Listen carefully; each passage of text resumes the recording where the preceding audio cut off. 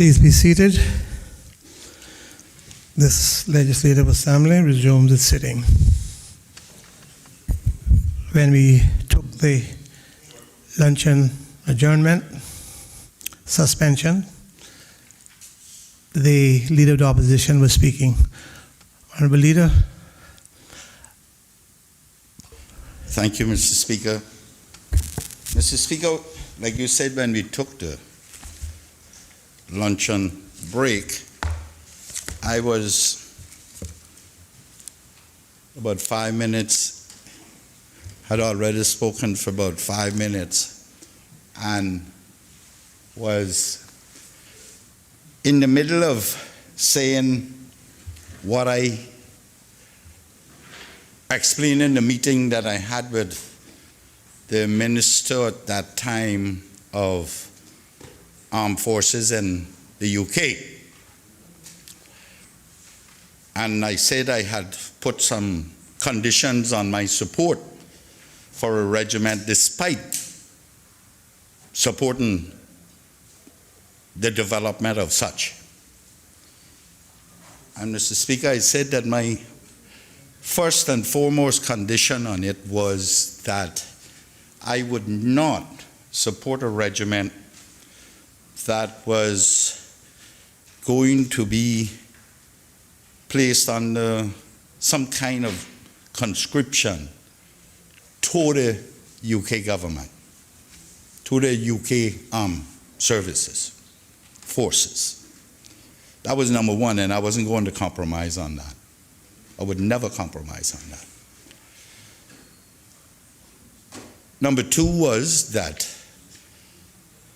I wanted to see if this came to reality, a base that had to be developed by the Cayman Islands people through their government, and that we could merge or at least accommodate the Cadet Corps and the regiment somehow in a base that was large enough, while separating them, accommodate them. He said to me that he agreed with me, but one of the things that England had found, because conscription into the UK forces had stopped since World War II. And what they found was that if they had a little office where foot traffic, such as in towns, then more people volunteer. Every time they open one, more people volunteer to join the forces. So I said, well, we can always have a little cubby hole someplace in Georgetown that they will man on a daily basis. And I even remember telling him that I remember the poster for the U.S. Army with the general on it pointing, "We want you." So I support all that. But he did explain to me that this was going to be modeled after the Bermuda Regiment, without being one that would necessarily with any intent of going to war. But nevertheless, train young Caymanians, one disciplined and whatnot, who would volunteer.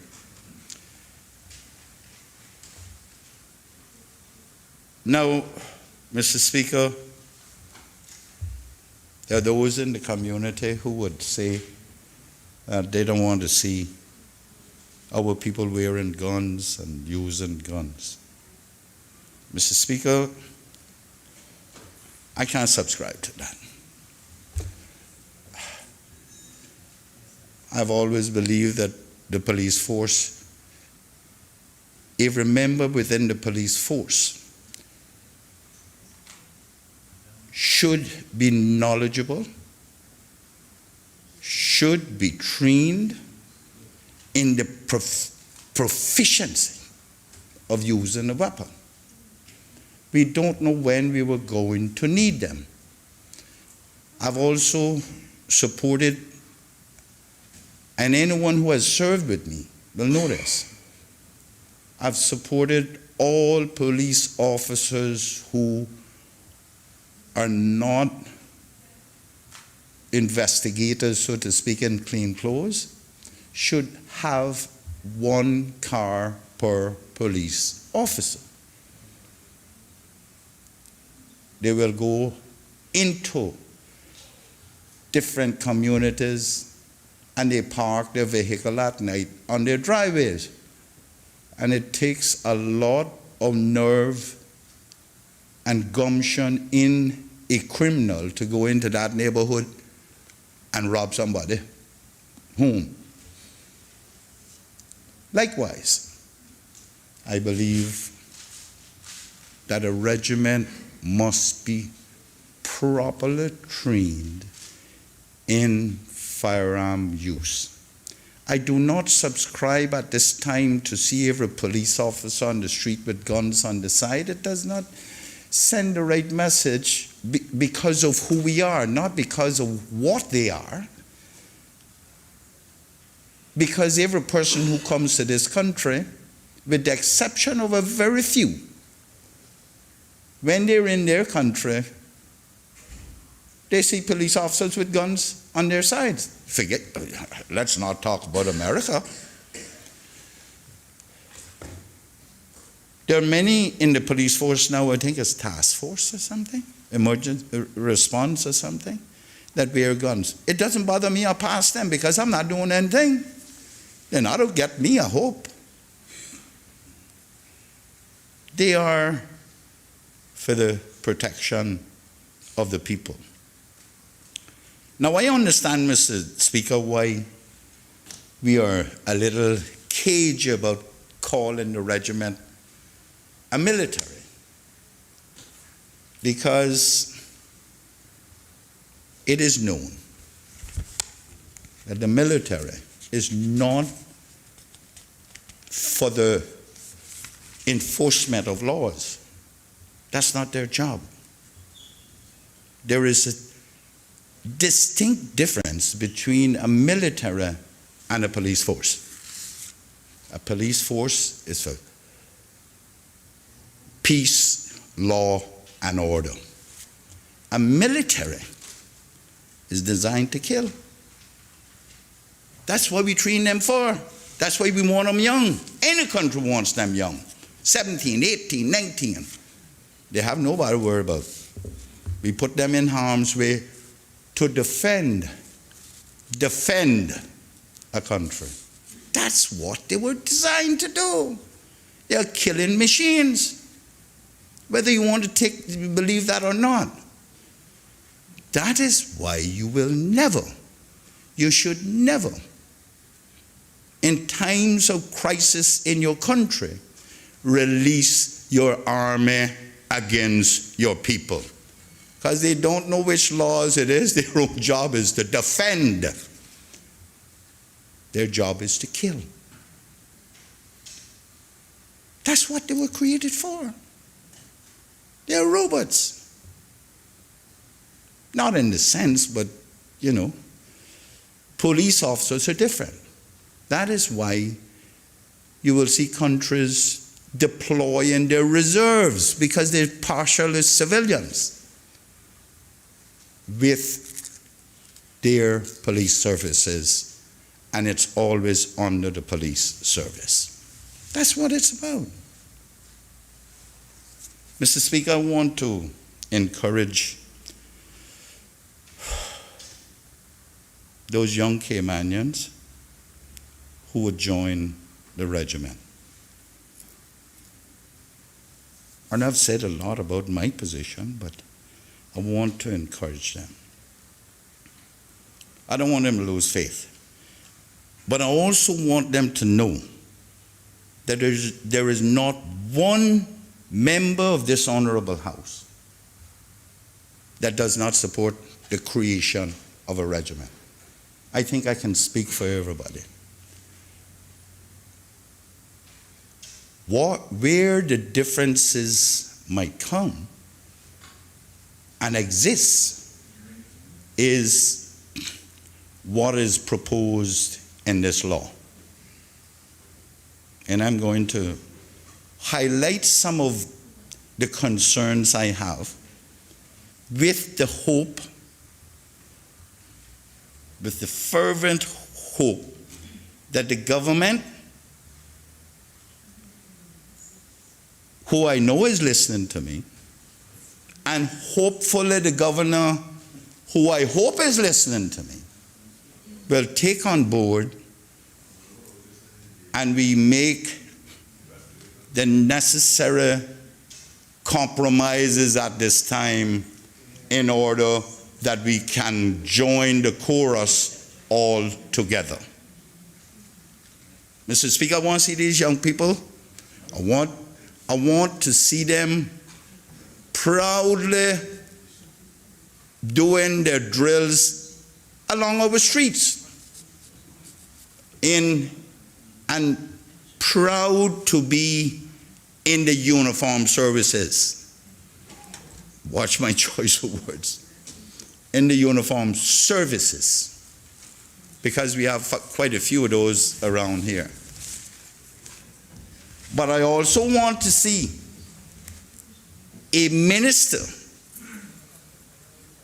with the delegated responsibility for uniformed services in this country. We started that in 2001, I believe, after the supposedly coup. And we have somewhat done a few more little pieces here and there, but all of a sudden, it has just dropped off the precipice. And only, I believe, the prison now. All those are no wonder. Well, I want to see, and that is progression, That is success. Those are the little victories that our people needs to see, that more and more people are empowered in this country, and it encourages them and give them hope, give them reason to believe that there is a better future. But Mr. Speaker, I don't want to see these young people cooped up in some barracks where nobody sees them. They must be allowed to be proud members of this society in a different category, in a category that the people can be proud of, and they can see their own kids, grandchildren, I guess, walking through the streets or in the supermarket, and they can be able to go up to them and say, thank you for serving your country. That's what I want to be able to do.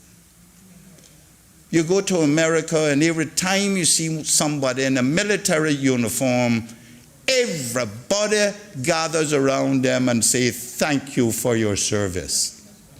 Well, I want to be able to do that here too. I want to be a proud Caymanian, that I can see kids that I may not know them, but I'll know their parents, that I can say, thank you for volunteering to serve your country. Because that's what this is. It's in service to your country. And in the time of crisis, I expect them to step up to the plate. That's what I want to see. I want them to know that that is my only dream. That's my only hope. That's all I want.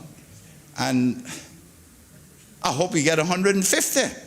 I hope we get 200 in it.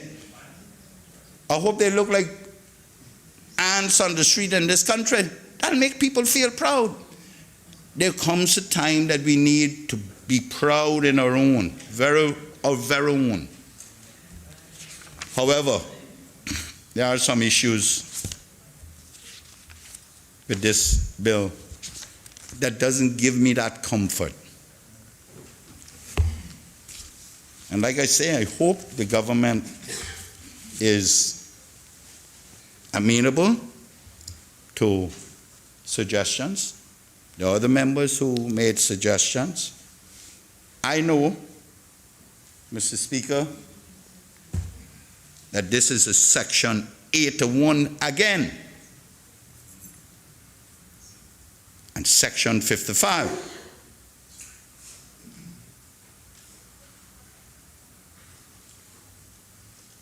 I have been here long enough to have seen at least 4 impasses between this legislature and governors.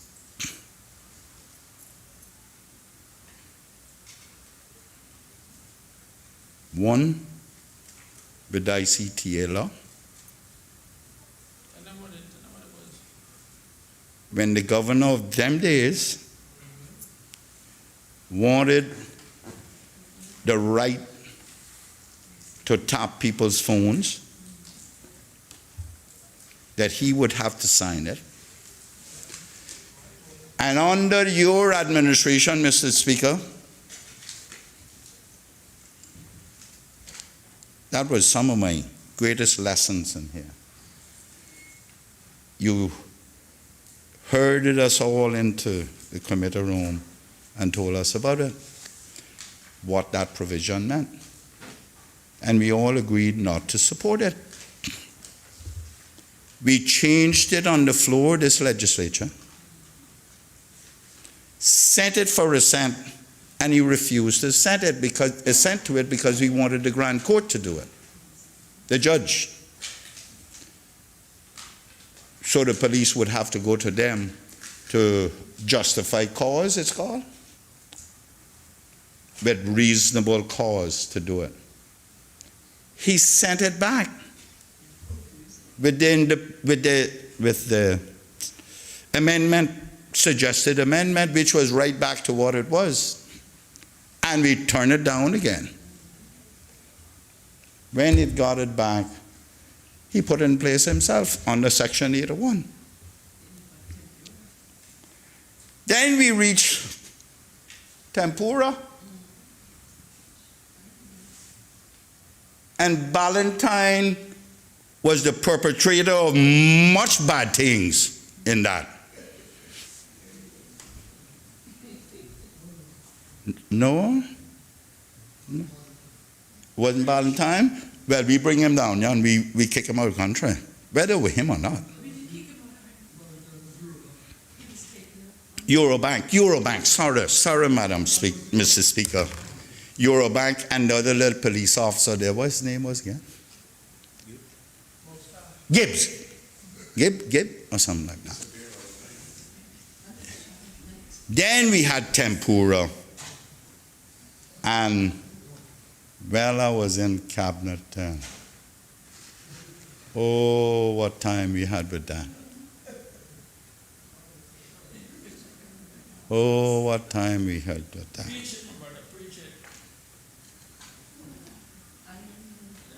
Sometimes I'm embarrassed to know how ferociously I defended this country as a result of that. I look back at my time and I have fond memories. Because not everybody that come here has halos around their head. Okay? And that was one that didn't have any halo around, he said. The things he did to the now Attorney General and then the former chief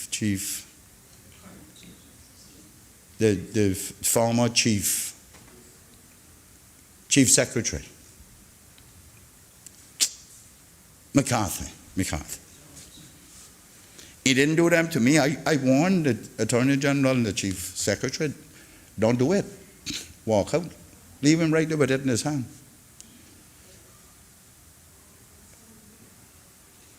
He used his reserve powers. Because I told him I wasn't voting any more money for it. He used his reserve powers to spend money for the furtherance of that investigation. Not me. I wasn't voting for it. Of course, these things people don't know. Then we come along, we see the domestic partnership bill, which is now civil partnership. It gets worse by the minute. Every year. Mr. Speaker, and I know this one falls in the same thing with the Constitution. Mr. Speaker, if there's anything I know in here is this Constitution, I may have searched for it, but being a part of its development, I know it's somewhere in there. Section 55, special responsibilities of the governor. The governor shall be responsible for the conduct subject to this Constitution and any other law. And any other law. You see, we're trying to put a law in place now. Of any business of the government with respect to the following matters. A, defense. I say no more about the Constitution other than to say defense means defense of this country. That's where it stops. It does not mean defense of another country.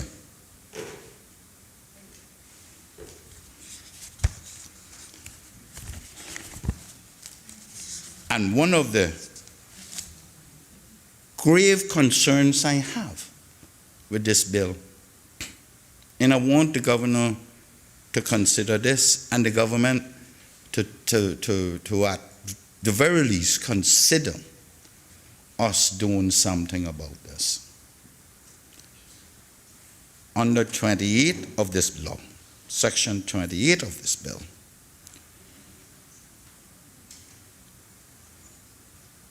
it says if the governor this is embodiment of the regiment. Mr. Speaker, this is precisely what my one of my concerns were when I spoke to Lancaster. If the governor considers it necessary to do so, in the interest, A, in the interest of public safety, B, for the defense of the islands, C, to assist with public safety in another British overseas territory or foreign state, or for any other reason, as the governor sees fit. The governor may, by order, publish in the Gazette or otherwise made known to members of the regiment in such manner as may seem to the governor best suited to the circumstances, direct that the regiment or any part of the regiment be embodied. Now, this is not for the public consumption. A gazettal would be to notify the regiment, the members of the regiment. That's what it says. Now,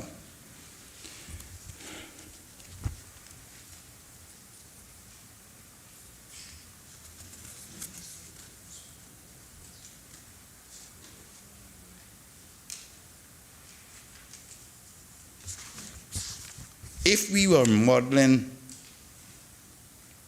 this after the Bermuda Regiment,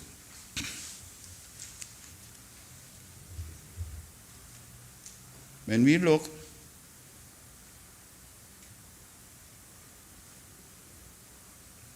under the Bermuda Defense Act 1965, Section 2 says, military service to be performed in Bermuda except annual camp. Military service to be performed in Bermuda except annual camp. 2, subject to subsection 21(1), nothing in this act shall require any person to perform any military service or any non-combatant duty connected with military service outside Bermuda.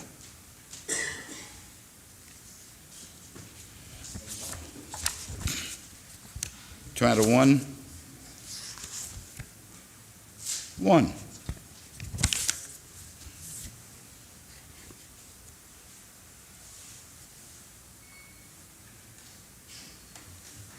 Obligation to undergo military training is what that's about. And it says, subject to the succeeding provisions of this part, every man of the regiment shall be by way of annual military training during each year of his enlistment, undergo military training for 15 days, whatnot. Now, Mr. Speaker, I should point out that the young ladies in the military should not take offense to anything that says every man of the regiment. It is a little neutral. Man means a woman too. So the old English tend to not be as modernized as we would like it to be.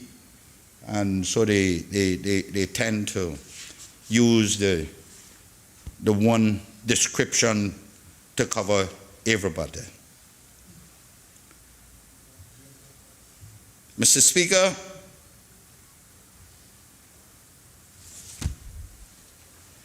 I want us to consider taking out that foreign state thing.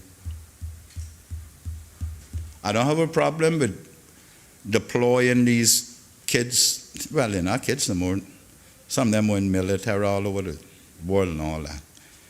As a matter of fact, some of them serve here in the Legislative Assembly. At least one of them. I'm overly worried about that. Them serving in overseas territories, deploy helicopter like we did the last time. I'm fine with that. They are brothers and their sisters, and let them go and help them. That is their responsibility as citizens of the Caribbean, that they must go and help their brothers and sisters elsewhere. We must first be recognized as brothers and citizens of this diaspora, as Caribbean people. That's who we are. We know nothing else. Nothing more. We may be termed British, but we are Caribbean people with same background. Slavery, oppressed, suppressed. Which one you want to use? That's who we are. Mr. Speaker, and in saying that, the other major concern I have with this is who can join it?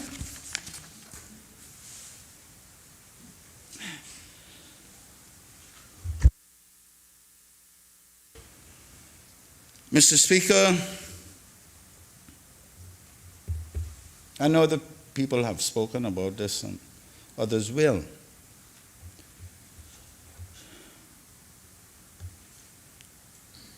Section 14 of this law, of this bill, says is entitled Enlistment and Period of Service. Mr. Speaker, I am very concerned about this section as well. Subsection 1 says, subject to directions of the governor in section 15, which follows.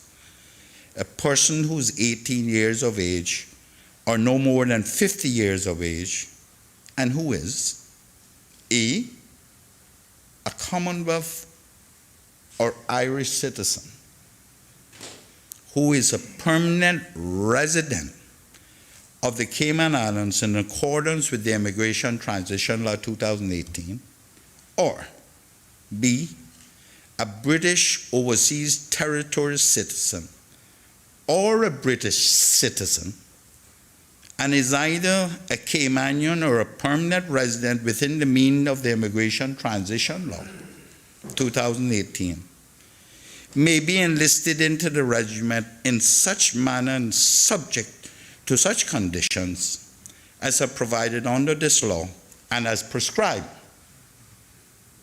2, upon enlistment, a soldier shall, you notice the interchange between military and soldier,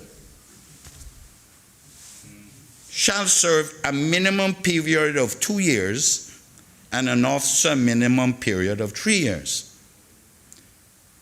The governor may consult, this is 3, the premier, and may, in the governor's discretion, allow persons not meeting the requirements of subsection 1 to be enlisted into the regiment if the governor considers this to be in the best interest of the regiment. No. You got to consult the premier, but you can still use your own discretion. That's the most convoluted piece of this thing. Mr. Speaker, for the purposes of clarity, let me turn to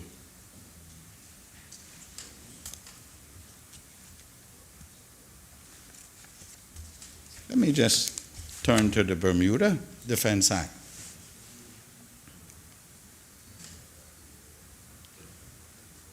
And explain how simple this is and how convoluted we are making ours. Section 14 of the Defense Act of Bermuda, 1965 says, enlistment and period of service of volunteers. 1, volunteers of any nationality who are ordinarily resident in Bermuda may be enlisted into the regiment by such person and in such manner and subject to such conditions as may be prescribed. Subject to this part, a volunteer enlisted into the regiment A shall be enlisted to serve for a period of 3 years and 2 months reckoned from the date of his attestation. B, may engage before the end of the current term of service for such period as may be prescribed by the governor's orders, but not exceeding 4 years at the time from the end of the term, and on re-engagement shall make the prescribed declaration before an officer, and so from time to time, provided that where a volunteer would, if he had been called up for compulsory service, may have been entitled to have the period for which he is liable to serve to be reduced under Section 19, then there shall be a corresponding reduction in the periods for which he shall be enlisted pursuant to paragraph E. Provided further that none in this subsection shall entitle a person to re-engage without the approval of the commanding officer or for a period extending beyond a prescribed compulsory retirement age applicable to him.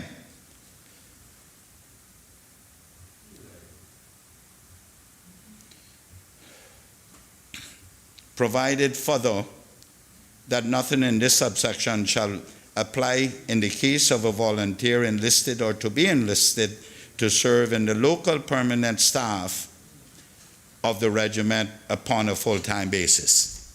So it's excluding them. Now, Mr. Speaker, I said I wasn't going to say this publicly, but I believe I should. I really should. To clear the air so everybody understands where I stand. Mr. Speaker,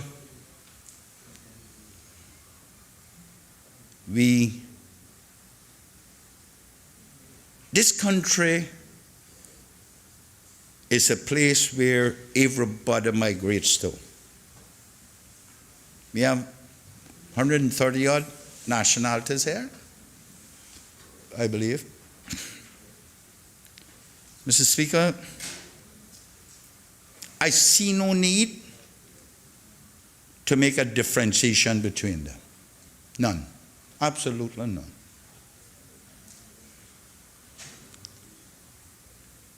That provision is seriously biased. I want to see it change to something similar to that in the Bermuda one. Here's why, Mr. Speaker. Do we understand this does not even allow Americans to join this?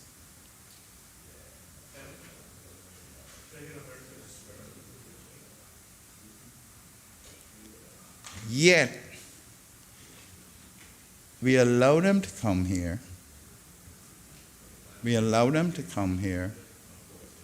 We allow them to stay here for 8 years, 9 years. We allow them to apply for residency.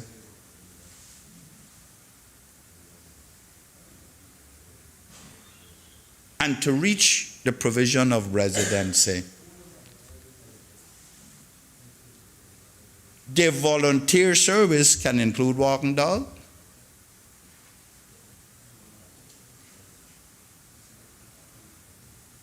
who leaves loads on the sidewalk. Now, someone needs to tell me all those nationalities who we have no problem with working here, which is more beneficial to this country, future development and well-being, if those people decide to stay here, and that's the provision of the law now. If those people decide to make this their home,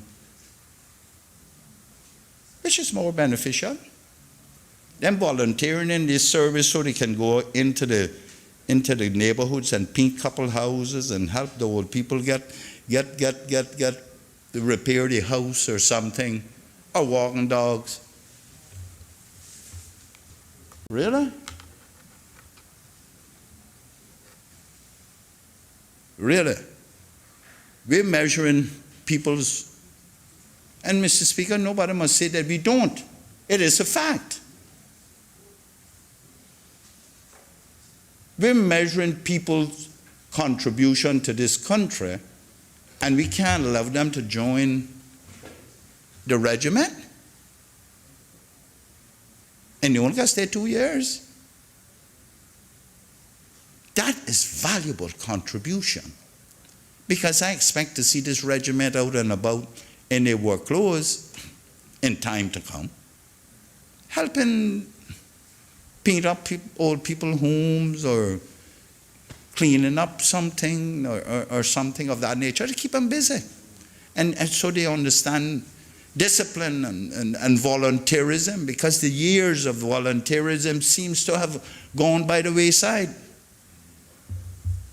And we figure that we got to pick out who can join this regiment when they're ordinarily resident here. Don't we have enough of this separation of us and them?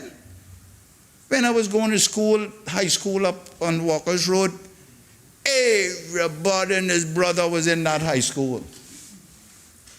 I went to school with Germans, I went to school with Americans, Canadians, I went with everybody.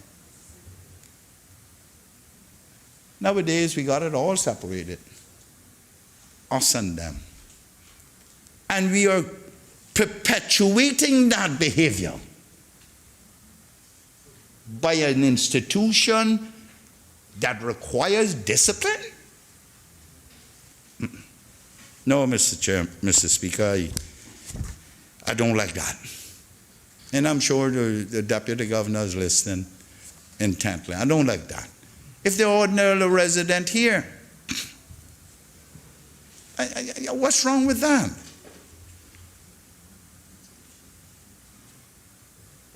We have argued forever about the definition of ordinary resident.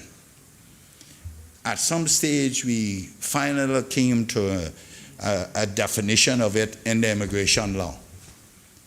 Why can't we use that? Just use that.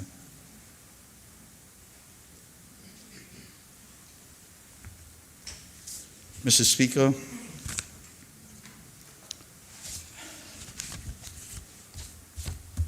I don't want this to be seen as the creation of a private army. And only a few have choices on who joins it.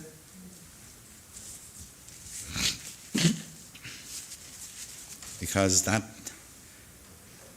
would spell loss for our country, would seriously spell loss for this country.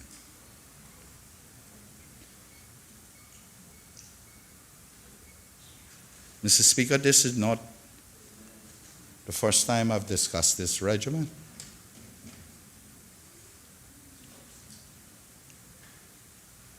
I've had firm correspondence about this, about this particular thing. But I am dismissed. The people of this country knows that I ain't telling them no lie. People of this country knows that I will defend them with my life. The people of this country knows in the fullness of time, when the time is right, I will tell them what I have to.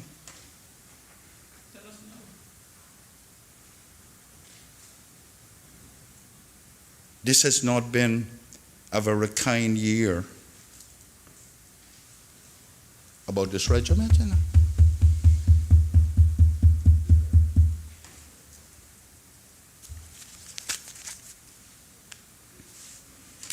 Mr. Speaker, in the interest of keeping peace in my country, I say no more. Don't think I have not been involved in it.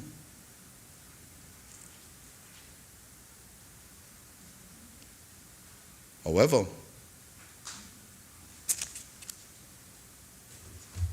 there are those who think that they know better. Those who know best for this country happens to be sitting in here amongst many others who are outside.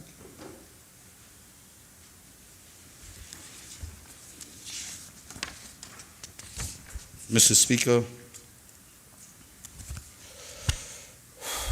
when I said earlier about the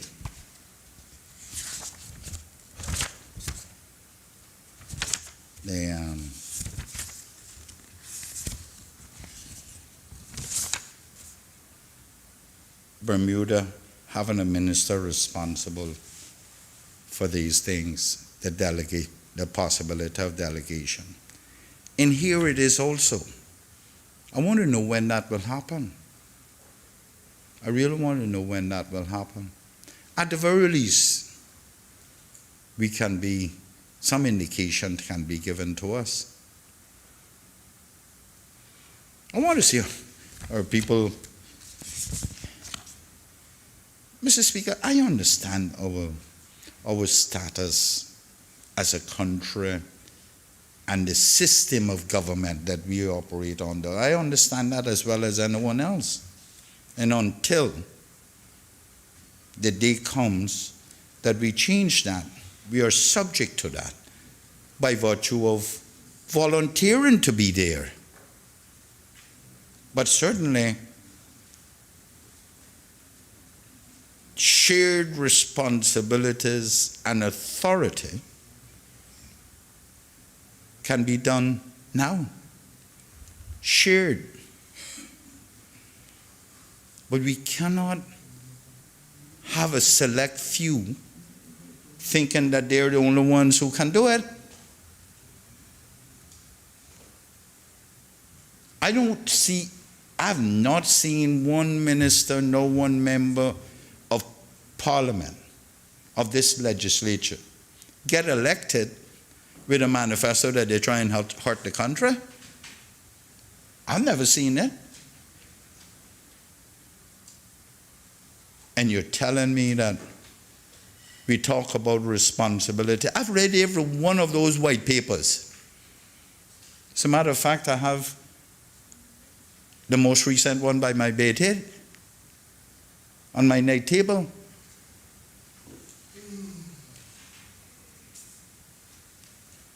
But it is always about shared responsibility.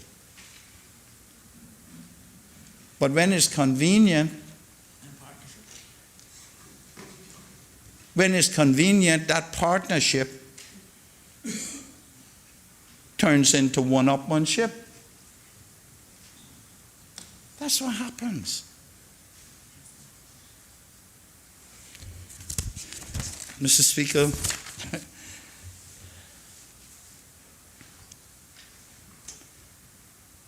the Premier said that he was going to possibly get us together and talk about this.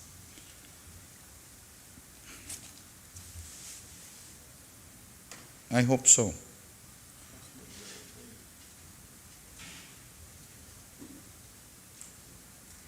Mr. Speaker, one of the areas that I have some grave concern as well is the lack of involvement of the political directorate. Mr. Speaker, you realize that not even the great America can go to war without consulting Congress, or the approval of Congress. Not even the great England the United Kingdom can go without going to the House of Commons.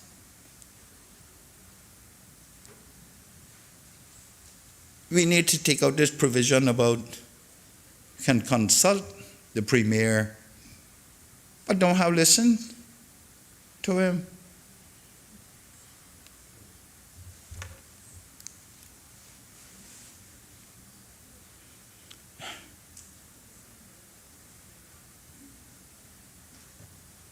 Mr. Speaker,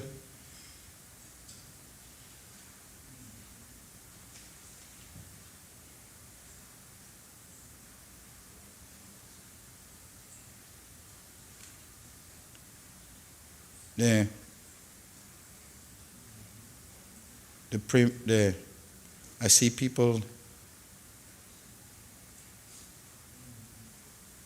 looking surprised at that. The governor shall seek the agreement of the Premier before embodying the regiment for deployment to a foreign state.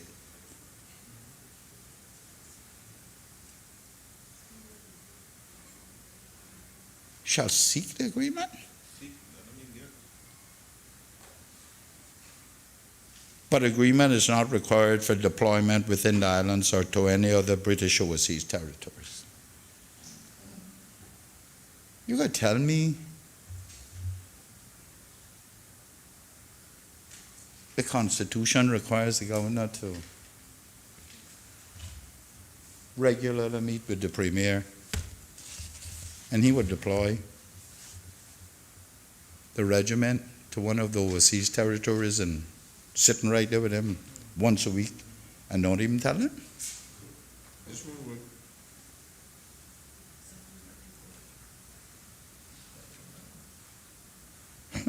Well, you think he tells him no? We haven't deployed the regiment yet.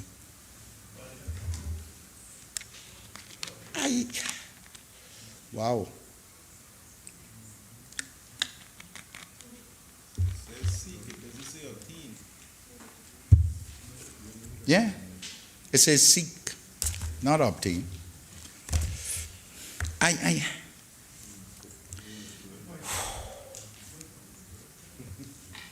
It shows no respect for that political authority, the political directorate in this country. We are, it says, it is democratically elected, thank you, elected political directorate. And they can't do it in England. They can't do it in their own country, but they can do it in the colonies. True, you cannot even do that in the great America or the UK. No one is allowed to do that without first getting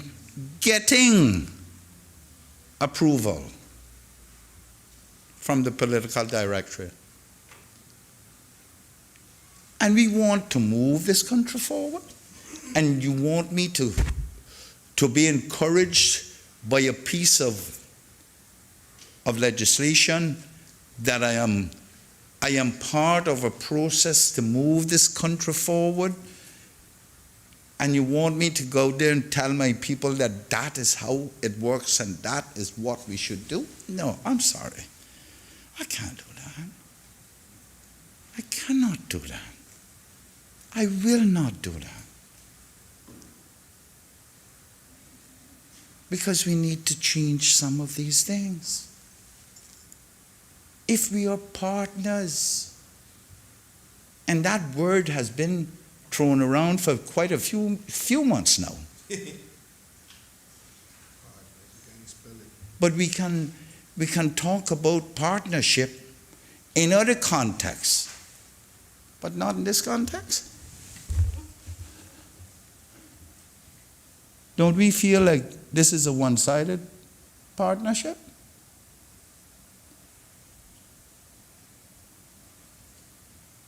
It takes two to tango. And it also takes two to make a partnership.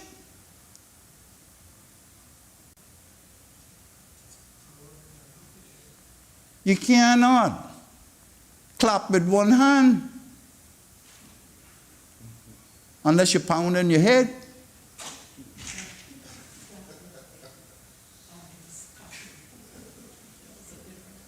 We cannot even clap with my right hand and the premier left hand. No, because one of us would have to stand behind the other, and that's not going to happen.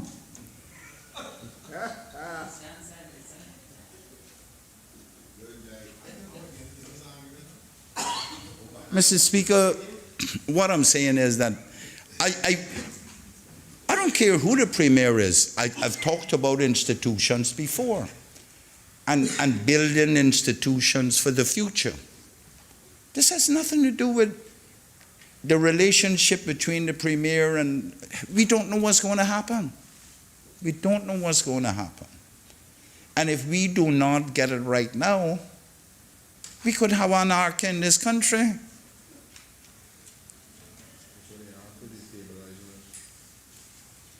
Then everybody makes their excuse.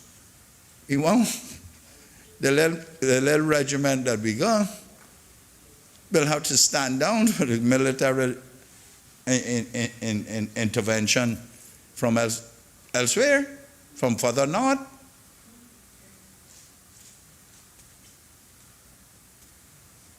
I think of all these things, my dear colleagues.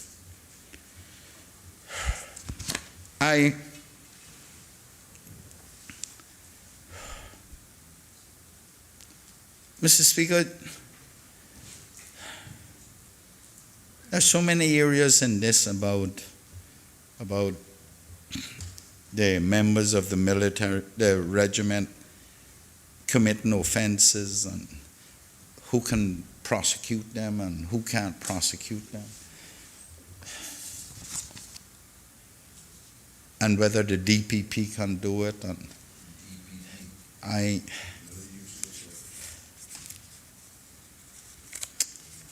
and where, who should they be turned over to. I have a note here if we're going to do a military jail, because anything that is done from a military perspective should not be dealt with the police first of all. The destruction of properties, the this, the that. That's a military matter that they need to deal with.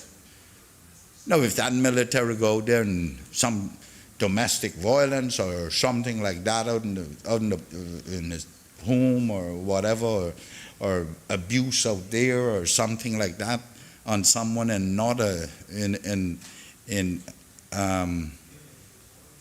whilst carrying out his or her duties as a member of the regiment, then that falls under the police, together with the military. Then the regiment then has to bring on different discipline. Discharge, the dishonorable discharge, whichever the case may be. But you can't have, on one hand,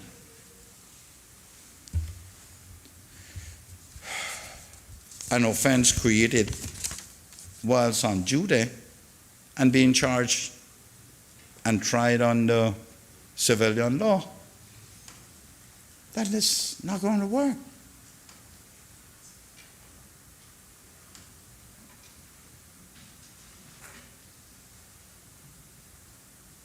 Mr. Speaker,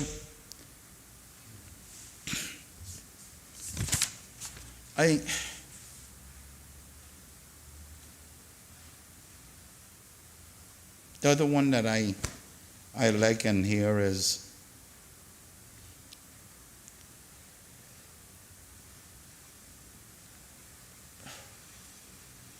where a member of the regiment has received a disciplinary punishment under this part, including one imposed by a summary court, with which the member of the regiment is aggrieved, the member of the regiment may, within 14 days of receiving notice of the disciplinary punishment, appeal to the Grand Court. Appeals from the Grand Court lie to the Court of Appeal in accordance with the Court of Appeal Law 2011 revision, and appeals to the Court of Appeal shall be final. No. We can't do this. We talk about rule of law. Everybody has a right to appeal to the extent of the jurisprudence. You could tell me they shouldn't be able to appeal to the Privy Council?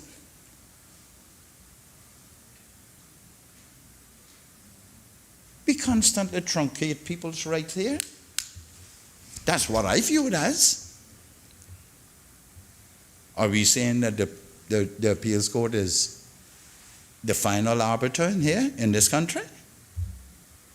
It shouldn't be. So after the appeals court say, yes, you were aggrieved by this, but you'll have to live with it.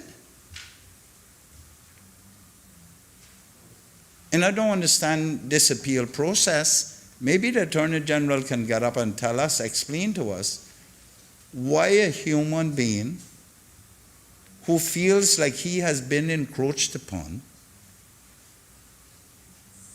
his rights, his liberties, whatever they are, cannot appeal straight to the extent of our jurisprudence. I don't get that. Is it because they are disciplined people and they must walk away and take it like a man or a woman?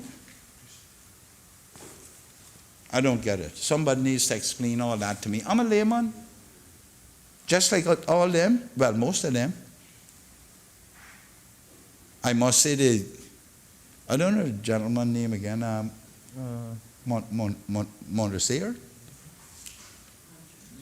and Andre Montessor, or Major. He is, I was talking about him this morning earlier, that he is quite a competent young man. I don't know if he's that young anymore, but be that as it may. I'm sure he'll be able to explain it, and the Attorney General too. But I do know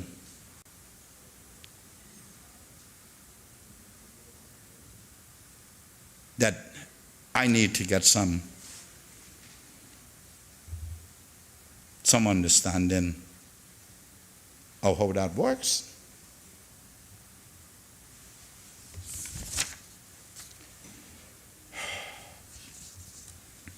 Mr. Speaker,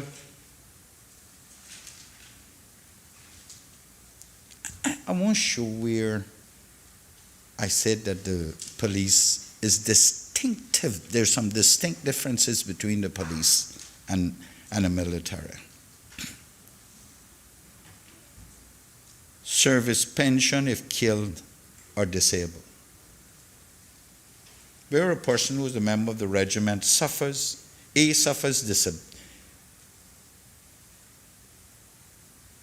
disablement or is killed as a result of undergoing military training under this law. Hope that never happens, but B, suffers disablement or is killed as a result of service in the regiment when embodied. That person or the person's dependents shall be eligible for the grant of such pension as the governor may determine.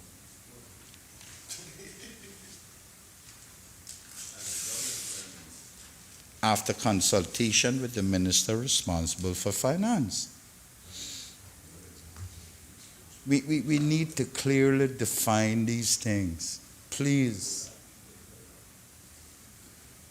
Why? Because it's one of the young ones. His pension may be more than the one that is older, and the governor got determined that between him and Minister of Finance for the dependents of that, because that one only had one child, and that one got two children. Then there's a substantial difference? No, man. I'm sorry. I ain't going with that one. The police force, we know what their benefits are, right? Don't we? We need to do it here too. We need to do it.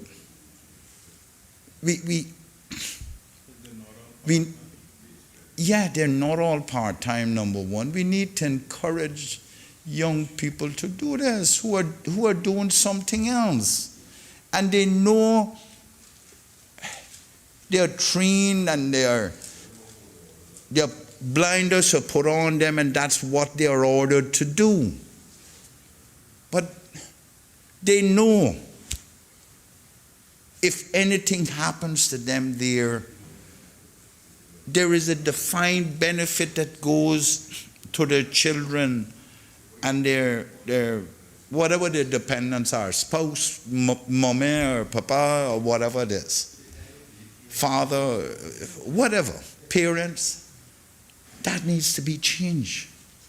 It needs to be properly defined. That's what I'm asking. Okay?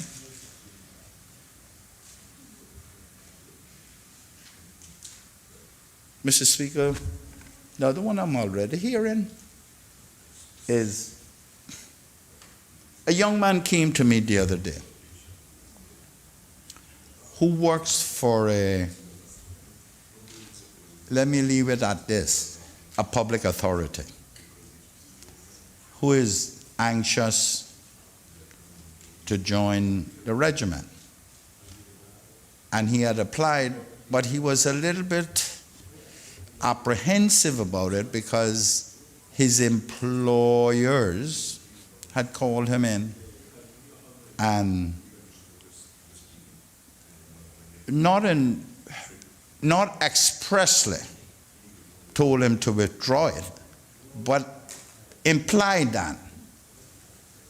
And mind, he didn't know whether he was accepted or not, but he had already applied. So he came to me concerned as to whether or not that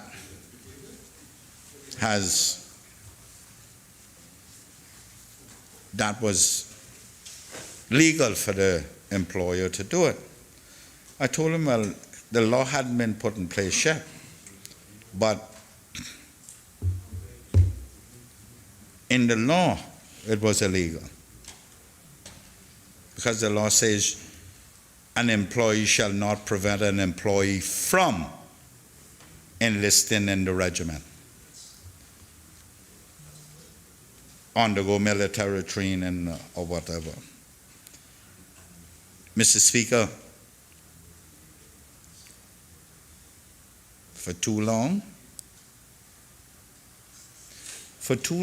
we have legislated and hope that moral people follow it. Too long.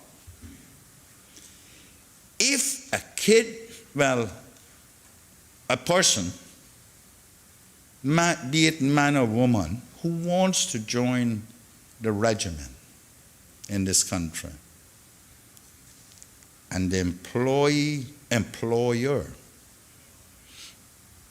in some way expresses or implies that it would not be in their best interest because of their job, they need to be penally punished. There needs to be fines put in here, and big ones too.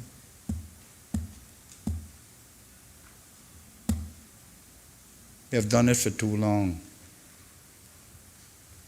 Put the law in place and hope. There must be punitive punishment for these type of things.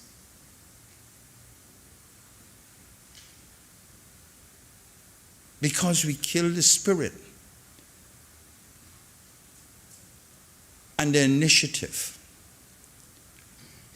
of the nation building. That's nation building that's sitting up there. That is nation building. Whether we want to believe it or not, that's a part of building this nation for the future. And any employer who tries to curtail that, need to go to jail.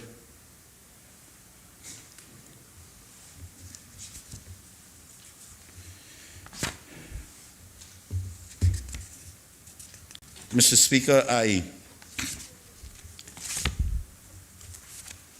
I hope that we can really come up with some changes. I want to see this. I really want to see it. I expressed that before. I've expressed that. I don't know who else wants to see it, but I believe that everybody in here wants to see it. I want to see it, I know that. I want to see him, what do you call it? That Calypsonian? Government boots or something that used to sing? Yeah, I want to see them trotting down the road as well. I want to see them doing their training with their backpacks and they can hardly lift their legs as well. You feel like you're in a country? You feel like you would be in a country? Yeah, I feel like I'm proud of seeing them exerting themselves to try to reach that ultimate goal of absolute health and ready to defend this country, whether we have defended or not, but we'll be in a state of preparedness. That's what I want to see. You know, and their fatigues and they're all have a rifles across their backs and all their camping stuff. Last time I hear anybody camping was when we were in the Sea Scouts. Mr. Speaker, we have a very rich history here of defending the crown. The monarchy. We have a very rich history. World War I, World War II, the Trinidad Guard, the Home Guard. And let's not talk about the $1 million Mr. Burt took to England to go fight Argentina. Yep. I had $200, not two. My mom took $200 and said, I was in Russia when I got the letter that she had taken $200 out of my account. That was in the early 80s. $200 plenty of money, you know, to fight and buy bullets. I raised it down Wesley. Their intended target may not have been reached, but in many instances. But so be it. We have a very rich history of defending this country, and we have lost many people. I can think of at least one that was torpedoed right off East End, Warren Conley's son, brother Barnes, and many others. We have lost lives. But since World War II, we have not seen anything like this. Let's not get overly excited and kill the initiative. They raise young people. Let them now show us what it is for modern times. We're afraid of their fatigue. Get them nice and bright. What color? Let's find right in East End, right where that dock that they wanted to put up there. The government owns 99 acres of land right there. Not a stone's throw from the road. And then further inland, it owned hundreds and hundreds of acres. So you want it? In North Side as well. So you want East End? If that's where they go and put it, then fine. I will support wherever they want to put it. In North Side, the government has plenty of land. Put them in the bush. That's where they belong to develop their training camp and and be by themselves, and so they're not disturbed. And then when they come out on the street, the people will be proud of them. Like a park camp? A park camp, well, I'm kind of close to the road. I want to see them in there that when you visit them, you know you're in a different place in this country. That's what I want to see, Mr. Speaker. I think it's a good thing. We just need to change some of the provisions in this law. Thank you, sir. Call now on the deputy governor. Thank you. Thank you, Mr. Speaker.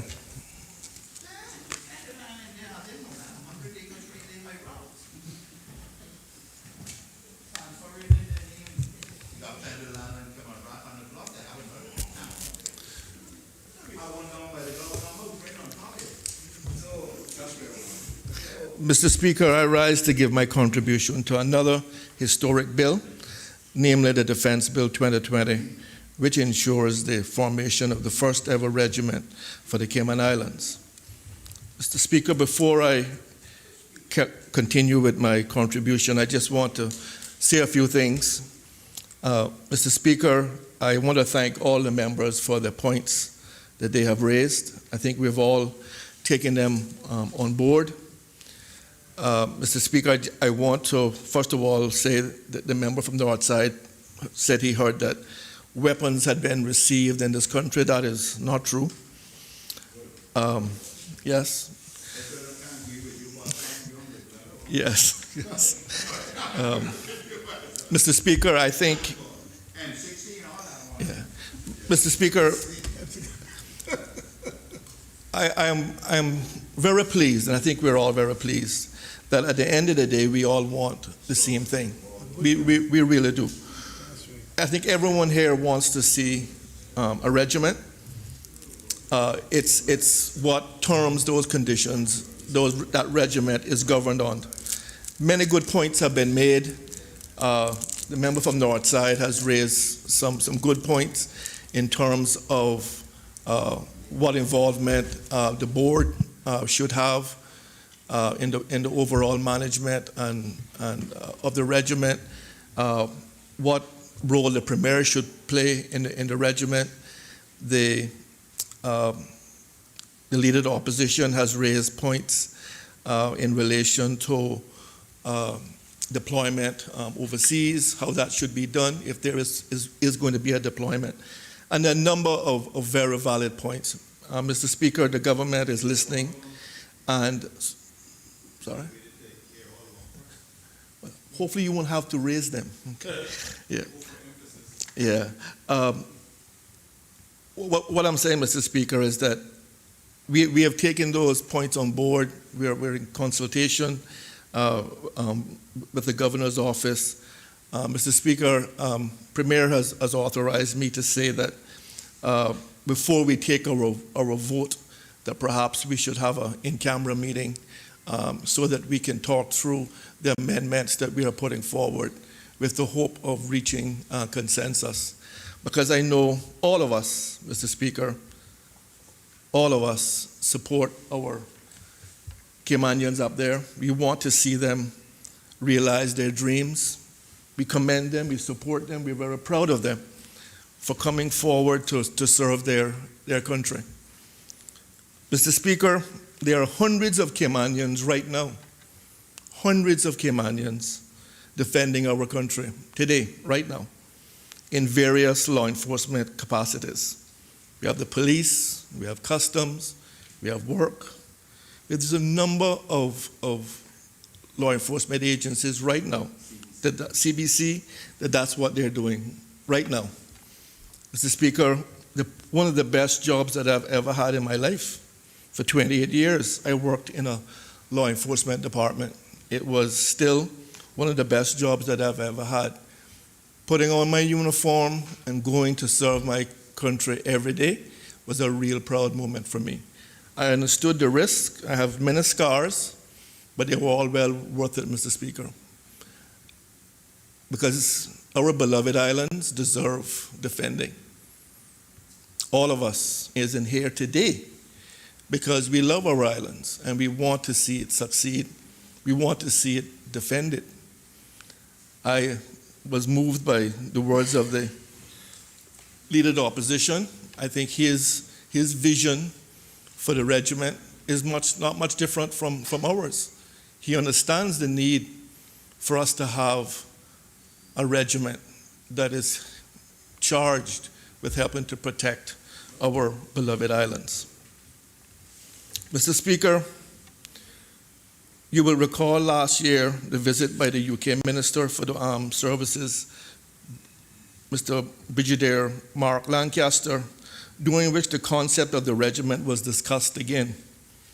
It's been discussed for quite a few times. The Premier set that out in his contribution. Mr. Speaker, I should be most grateful for His Excellency the Governor Martin Roper, not just for his support, but also for his genuine enthusiasm and his drive in encouraging the UK government to support the formation of the regiment for these Cayman Islands and its people. And I just want to stop for a minute, Mr. Speaker. And I want to say that I've had numerous discussions with His Excellency about this regiment. He talked to me from day one when he said he was going to bring it up with the Premier. about the regiment. And I told him then that I thought it was a great idea. I told him I had no uncertain terms that the Premier would support it, which obviously he has, and the government. But, sir, there is no hidden agenda here. The governor wants a regiment for the Cayman Islands so that it will carry out the functions of keeping us safe, helping us during times of natural disaster, and to allow our people to realize a lot of their dreams. There's no hidden agenda here. There's no conspiracy. Mr. Speaker, I'm not going to be part of any conspiracy. The government is not going to be part of any conspiracy. We're here to serve the people of the Cayman Islands, and that's exactly what we're doing. All of us has the Cayman Islands' best interests at heart. Mr. Speaker, as is clearly set out in the bill, the Cayman Island Regiment is being formed in particular to provide disaster relief, humanitarian aid, and security within the Cayman Islands. In a year marked by so many challenges, major challenges to our first responders, the large fire at the landfill, an earthquake, a global pandemic, and a close brush with Hurricane Delta, Mr. Speaker, is not lost on any of us that these islands are very much vulnerable to an array of disasters, each with potential to disrupt critical infrastructure, services, and supply chains. Those threats can take many forms as we are experiencing, and we are very much at risk of being faced with the overwhelming effects of multiple disasters striking at the same time. Exactly what happened a couple of weeks ago, where in the middle of a pandemic, we are faced with a potential of a major hurricane hitting us. Thank the Lord for saving us. Mr. Speaker, as chairman of the National Hazard Management Council, I am confident the regiment will serve to advance our national resilience by building up a corps of volunteer reservists who are trained, skilled, capable, and equipped to serve individually and collectively as a force multiplier of resources and skills. Mr. Speaker, it was said earlier that there was no mention of our regiment being trained in disaster relief. That has happened already. Mr. Speaker, one of the benefits of COVID was that there were capacity within the UK for them to send out persons here to train our regiment. And that happened, again, at the UK's expense. They sent a number of persons out here with their sole intention of training our regiment, and they did a wonderful job. Mr. Speaker, the regiment will complement and improve the resilience and capacity of our existing disaster managers and practitioners. In the sense, we have already seen the surge capacity benefits brought to bear by regimental officers during the recent activation of the NAOC. Mr. Speaker, every morning when I walked into the NAOC, there was a member of our regiment right there, assisting us, standing shoulder to shoulder with us during that time. And we were very, very grateful for the role the regiment played in COVID and continues to do so. I'll talk a bit about that as I continue my contribution. Mr. Speaker, I anticipate that the regiment will develop into an institution of service excellence, serving as a key component of our national resilience capability with government and public confidence. Mr. Speaker, a regiment in the overseas territories is nothing new. As the Premier said, the Bermuda has had a regiment for over 50 years. The primary role of the Bermuda Regiment has recently become disaster relief. Our other roles include ceremonial duties and supporting the Bermuda Police Department in internal security, both in the forms of riot control and anti-terrorism. Same as what we intend for our regiment, Mr. Speaker. In fact, Mr. Speaker, you will recall that the Bermuda Regiment deployed in Grand Cayman and played a key role in the disaster recovery after Hurricane Ivan. Mr. Speaker, more recently, the Bermuda Regiment deployed in Turks and Caicos in 2017 in the aftermath of Hurricane Irma and Hurricane Maria. Mr. Speaker, while it's good to have other overseas territories come to help us in times of national disaster, I know everyone will agree that it's much better if we can help ourselves. And what better way to do it with our own people? And thus, Mr. Speaker, the reason for this bill. Mr. Speaker, other overseas territories are setting up a regiment, and the UK is also offering similar support as they're doing to Cayman. TCI is setting up a regiment along the similar lines. Pre-existing OT regiments in Bermuda, Gibraltar, Montserrat. Montserrat has a regiment, Mr. Speaker. UK's sole focus is supporting Cayman and the region in humanitarian disaster relief by building additional resilience that we do not currently have.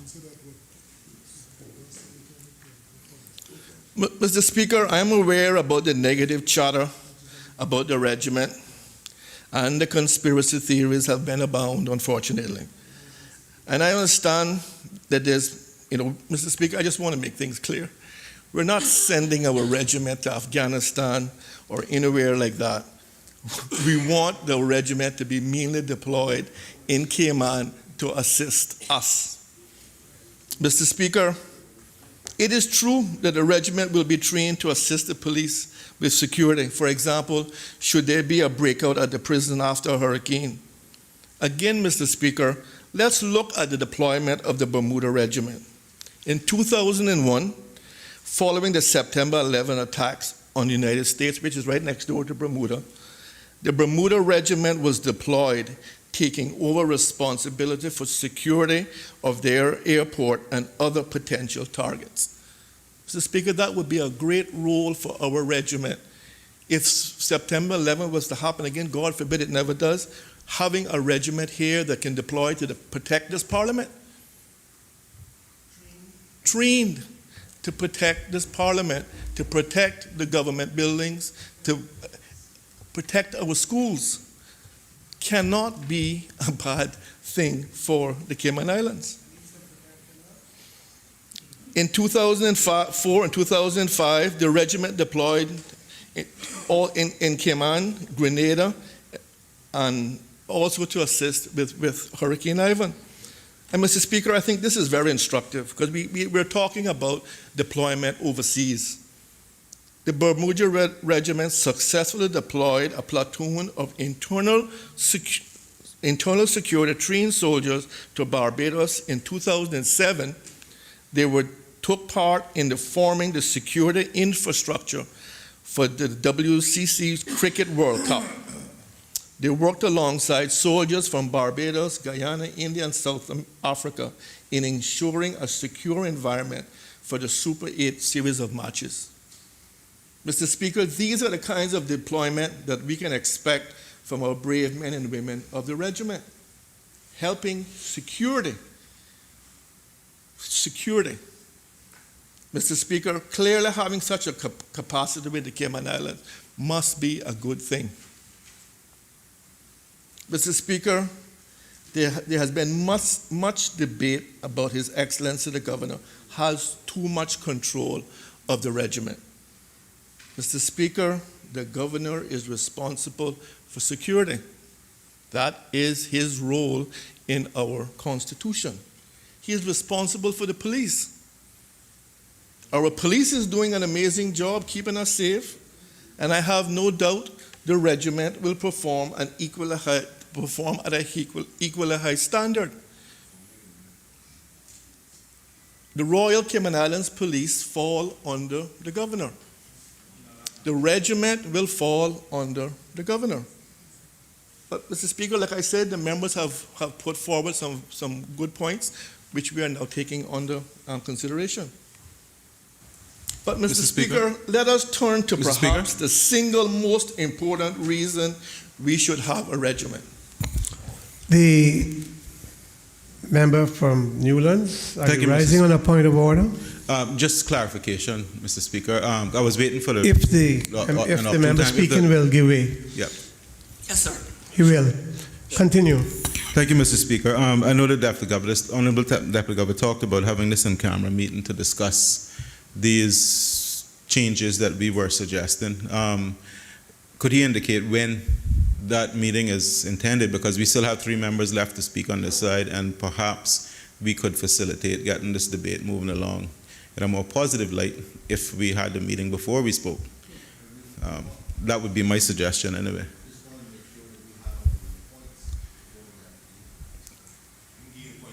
We can give it in a meeting.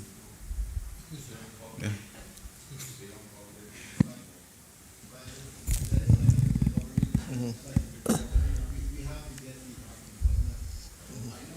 Honorable Premier, I would need to know if we take a break, suspension after, on what was be requested there. Continue with Honorable DG. Yeah. Mr. Speaker, let me just say that perhaps the single most important reason we should have a regiment is, Mr. Speaker, it provides opportunities for our people, to Caymanians. I am exceptionally proud that the Cayman Island Regiment is being established as a conduit to allow many of our Caymanians to realize their goals of growing personally and professionally as part of a disciplined service that is underpinned by a world-class program of training, professional development, and challenging opportunities. Mr. Speaker, the current total strength of the regiment is 6-1. Mr. Speaker, 40 are Caymanian. It should be 100%. Of course it should be 100%, and we will get there, Mr. Speaker. We'll not get there overnight, but we will get there. Mr. Speaker, of the 96 applicants that we took through to interviews in the current recruiting form, 73% were Caymanian. So, Mr. Speaker, we're having more and more Caymanians applying to come to the regiment. Mr. Speaker, that means that there are 40 Caymanians. Mr. Speaker, when was the last time did we see such a large number of Caymanians being given an opportunity to realize their dream? 40 of our people, Mr. Speaker, is in the regiment right now realizing their dreams. Mr. Speaker, that's exactly my point. We are giving them their opportunity here. Mr. Speaker, how many reports have we read where it was recommended that we provide this kind of opportunity for our young people? The Yolanda Ford report comes to mind, where she spoke about the cadets. What is even more good news, Mr. Speaker, is that 10 senior officers in the regiment, 50% of those are Caymanian. Mr. Speaker, we expect that percentage to grow, and I know all of us will be very proud one day when we have a Caymanian leading our regiment. But, Mr. Speaker, more good news. We currently have 195 cadets whom we are all proud of. We see them all the time performing some amazing drills out in front of our parliament and doing some other wonderful things in our community. Mr. Speaker, wouldn't it be great if some of our cadets would transition to the regiment? But, Mr. Speaker, it has already happened. 9 persons who have passed through the cadet program have joined the regiment as reservists. Let me say that again. 9 persons who have passed through the cadet program have already joined the regiment. Maybe, Mr. Speaker, this will be the natural progression for our young people, our young Caymanians, from the cadets to the regiment, and then into the police, CBC, fire, prison, and other law enforcement agencies.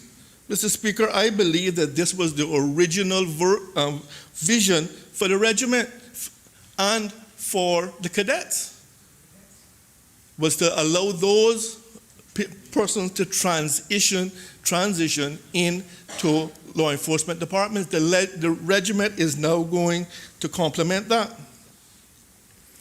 Mr. Speaker, I was privileged, really privileged and moved when I attended the regiment first passing out parade.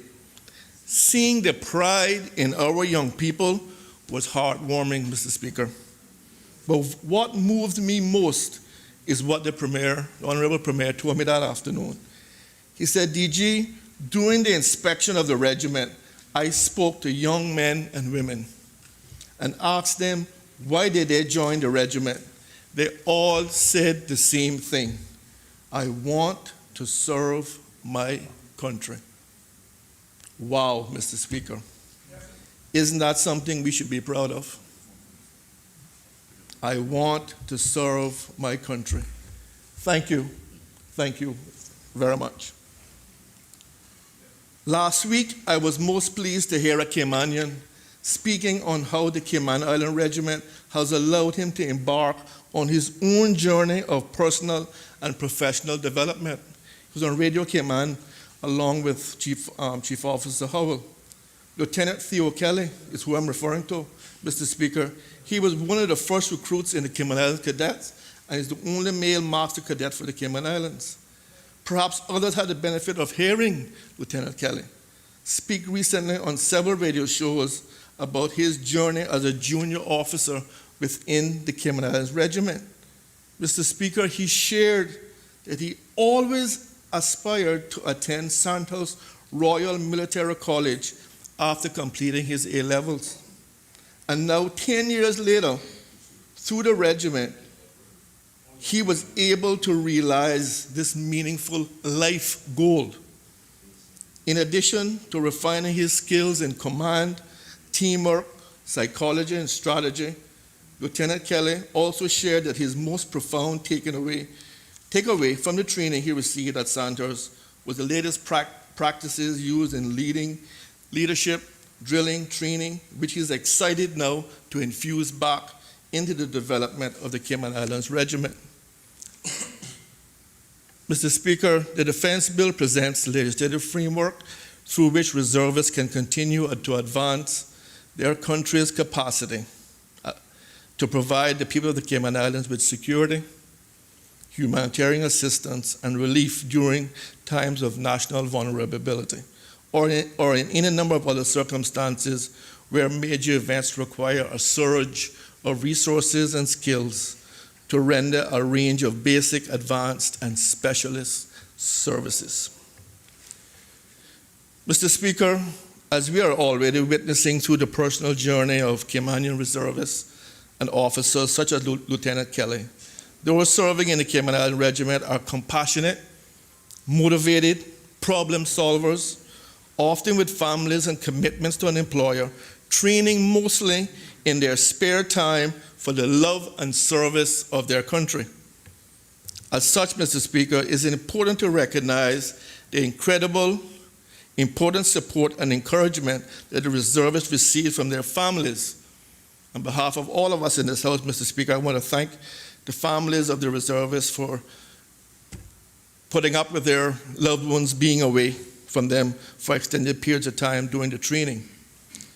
Mr. Speaker, all persons who have and who will undertake to voluntarily enlist as reservists deserves recognition by society for boldly challenging their talents, time, and energy to drive this historic achievement. Speaking of achievements, Mr. Speaker, let me wind up by listing some of the vital work the regiment has already performed.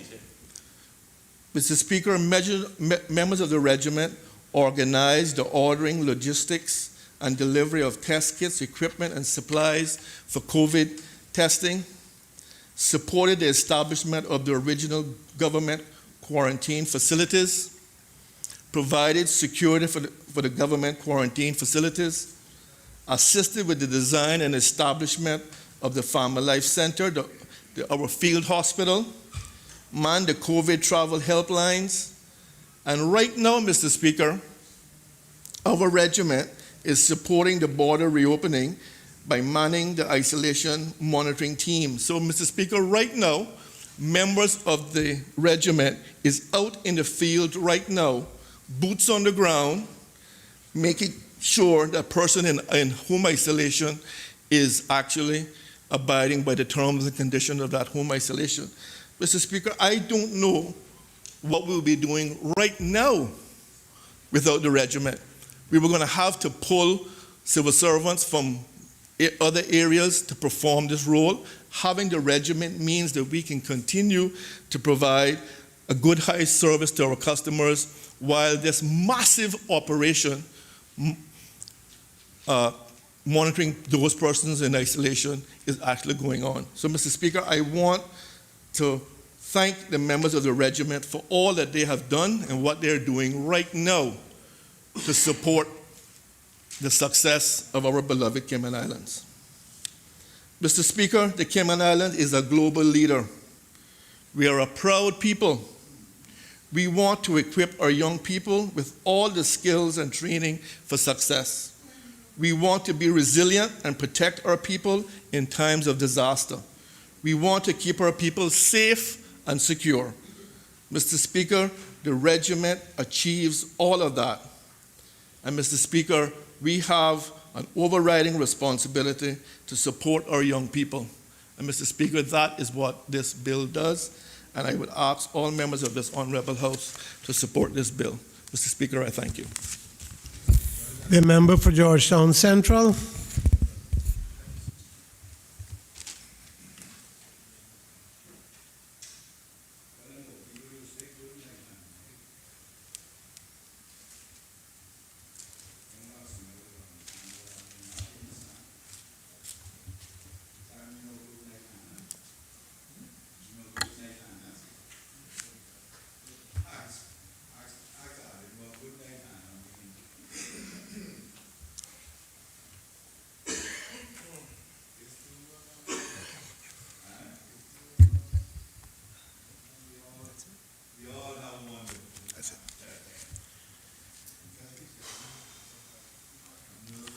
Thank you, Mr. Speaker. I rise to give my contribution to the debate on the Defense Bill 2020. And before I start, I want to say to the regiment and the new recruits, thank you. And I mean it from the bottom of my heart. I do not underestimate what your commitment means to this country. Neither do I underestimate what your family is sacrificing when they give you the okay to take part in this, particularly because of what is in this bill. So I want you to understand that I love each and every one of you, and I support your will and your want to be a part of such an exercise and such a commitment to your country. But before I get into my debate, I want you to understand that much of what we talk about in this honorable House in respect to legislative process and legislation, if there is some things that may be perceived negative, it's not to you specific. We all understand your commitment, and we all honor you for making that commitment. But this is about the process upon which we go about doing things in this country. And with that being said, Mr. Speaker, I must say, yet again, it feels like deja vu with respect to how we handle things in this House. The first thing I want to ask this honorable House is, how did we get here with this bill that we have before us? Because, like what my good colleague from East End, the Honorable Leader of Opposition, says, the layman needs to understand There is a process for creating laws in the Cayman Islands. And I know that I'm young, green as this bill in respect to parliamentary process, and I have not had the luxury of being on the government side yet. And I say yet, because with the good Lord's will and the good people of Georgetown Central, hopefully I will. But there is a process to make laws in this country. And that process, from my understanding, and by the words of many members of government, particularly that of the Honorable Premier, they have their caucus about things that they want to bring to this House. Then it goes to Cabinet, and Cabinet reviews it and looks at it and approves it, and then it's brought down to this Honorable House. So when we have all of these discrepancies, and I hear the back and forth off mic about agreements and acceptance of potential changes and the like, the thing that comes to my mind is, were the members of government in support of the current formation of this bill? The way it is right now, not about what we're going to amend it to be. And I'm glad to hear that there's going to be some amendments. My good colleague from North Side suggested he's going to be registering some over 30 amendments to this bill. So far. Some that I'm glad to hear the Honorable Deputy Governor say that they're willing to consider. Not agree, consider. And he said there's some already made that they're going to agree to. That's good news, because it's obvious that we're all in disagreement with many areas of this. But going back to the foundation of how did this bill get to this honorable House in this state? I want the listening audience and the people of the Cayman Islands to understand that this bill that suggests that the governor at his own will can send our people off to other jurisdictions. Mr. Speaker, I hear the Honorable Premier saying... Mr. Speaker, on a point of order. Honorable Premier. Mr. Speaker, there is plenty in the bill to disagree about without making it up as you go along. There is nothing in the bill that permits the governor to deploy people to foreign countries without consultation with the Premier. There's nothing in the current draft that says that. So my point of order, sir, is that the member is misleading the House, and I would ask respectfully that he withdraw that and correct. There's plenty more to complain about. He doesn't need to make it up.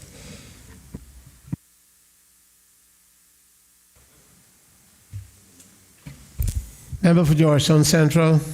Mr. Speaker, I hate to let the Honorable Premier know, but I will not be withdrawing anything I said, because what he just said has nothing to do with what I said.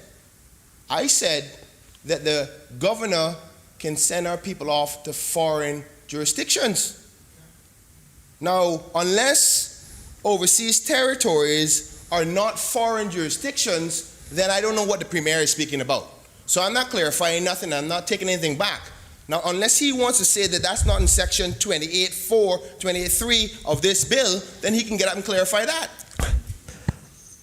Mr. Speaker, Honorable the Premier. I'm grateful he's clarified the point.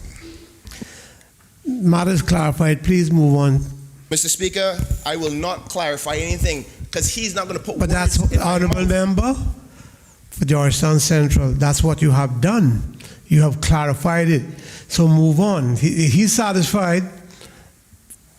The Premier was the complainant, but he's satisfied that you have clarified. So move on. Continue with the debate. Thank you, Mr. Speaker. Honorable members, too. I was reluctant to say this, but members ought to know that they're not speaking to the gallery. They're not speaking to the public. And the truth about these mics, if you would turn your podium bit towards me and speak to me, you will hear, people would hear better what you're saying. So while we can congratulate, while we want to say how much we support people that are in the gallery, the standing orders prohibit us from talking to them. Sometimes we love it because the occasion certainly demands it, but it's just too much of a habit now. Continue, Honourable Member. Thank you, Mr. Speaker. I hear that the Honourable Member from Prospect saying I'm grandstanding, but funny he didn't say that when the Deputy Governor referred to the gallery. But that's okay, I know I'm the one that gets picked on. Mr. Speaker, now that I've clarified it for the Premier about the fact of the Governor having the ability to send people overseas, I was talking about the fact that this bill and the many, many issues in this bill has gotten its way to the legislative floor of the House. The question is, and I hate to make this assumption, is did the government read the bill? Did the government read the bill? Because if they did, then one would assume by them bringing this bill here that they were in agreement with all the sections in this bill. And they can get up and clarify that for me when they respond. Because if they didn't agree with it, they wouldn't have allowed it in the bill. Mr. Speaker, I hear, I'm not even going to mention who, but a good friend saying that that's not necessarily the truth. And if that member would like to clarify that, I look forward to hearing that element when they arrive, when they get up, when they speak. Mr. Speaker, the other part that is, I'm talking, Mr. Speaker, what I'm trying to get at before I even get to the bill itself, because I got 2 hours and I'm going to be speaking a lot on this bill.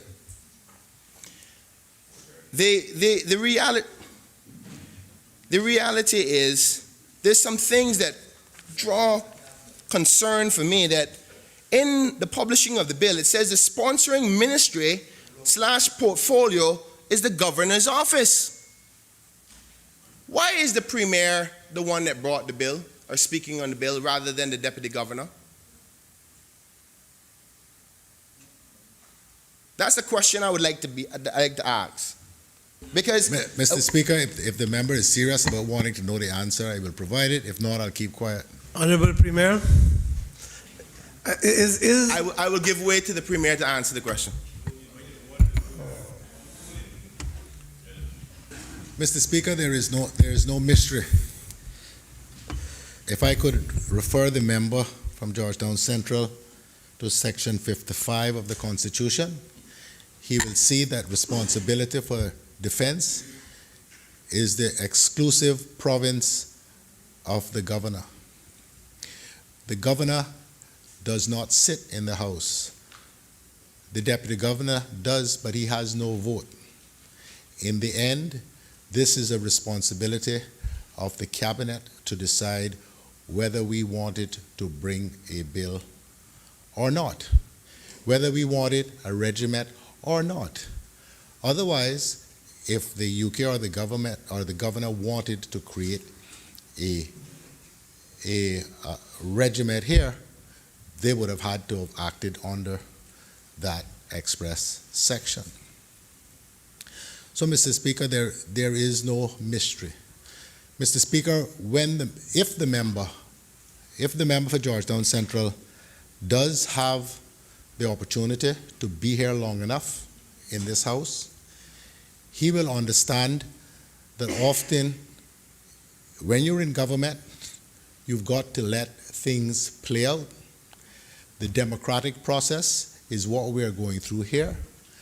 And the bill, which I hope will come out the other end, which the members can support, will be the product of the democratic process, having been scrutinized, criticized, kicked around by all members who are here.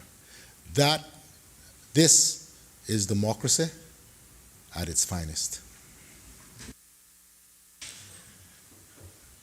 Member for Georgetown Central, please continue. Thank you, Mr. Speaker, and I want to thank the Honorable Premier for clarifying that. But I'm glad to hear that he accepts that the government has chosen to, in agreement with everything in this bill, to bring it to this Honorable House. But I've seen also, Mr. Speaker, where the Deputy Governor have brought bills.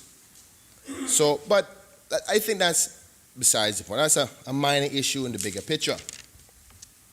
Mr. Speaker, the reason why there is some over 30 amendments to be posed by just one member, and I can almost guarantee you there's going to be a lot more amendments by the other 6 members of opposition, and potentially some amendments by members of government when we have this meeting after this debate. And the reason for that, Mr. Speaker, is yet again, no consultation with the public. Again, no public consultation with the public. Mr. Speaker, myself, the elected member from Northside,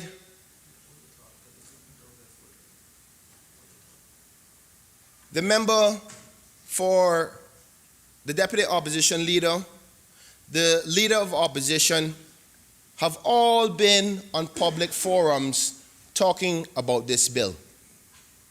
Talking about the fact that we have not heard anything from the government about this bill. Now, Mr. Speaker. Member, we have reached the hour of 4:30, and I call on the Premier.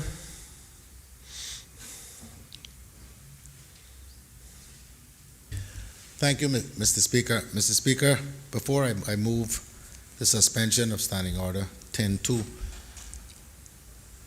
I just would say, if the member for Georgetown Central has not heard anything from the government on this bill, it's because he hasn't been listening. Both myself and the governor have spoken about this matter. Mr. Speaker, Honorable members, Mr. Speaker, allow the Premier to complete, and then you can Yeah, rebut or you can make your statement. Right. We both the governor and I have Honorable member, he is rising on a point of order. He did rise to speak to the hour. However, he has asked that he make this point. And once he makes the point, you will be allowed. Sorry? I think you need to listen. Honorable Premier. Mr. Speaker, I was going to say he obviously hasn't listened when both the governor and I have spoken about the bill on at least 2 occasions each in the public forum. But that aside, Mr. Speaker, I move the suspension of Standing Order 10-2 so that the business of the House may continue beyond the hour of interruption, and the member for Georgetown Central in particular may finish his speech. Question is that this Honorable House do suspend Standing Order 10-2 to allow business to be conducted after the hour of 4:30 p.m. All in favor? Those against? The ayes have it. The business will continue. Honorable member from Georgetown Central, the Premier spoke to a matter of clarification, and you sat down, which means that you gave way to it. Please continue, Honorable member for Georgetown Central. thank you, Mr. Speaker. I gotta take that one lightly. You get me. You and the Premier working together. That's okay. Mr. Speaker, you see, you got me losing my frame of thought. I'm trying to save you. Thank you, Mr. Speaker. Stick to your script. Don't be like Trump. Don't make them distracted. Mr. Speaker, I hear the Honorable Premier say that the government has had some remarks about this.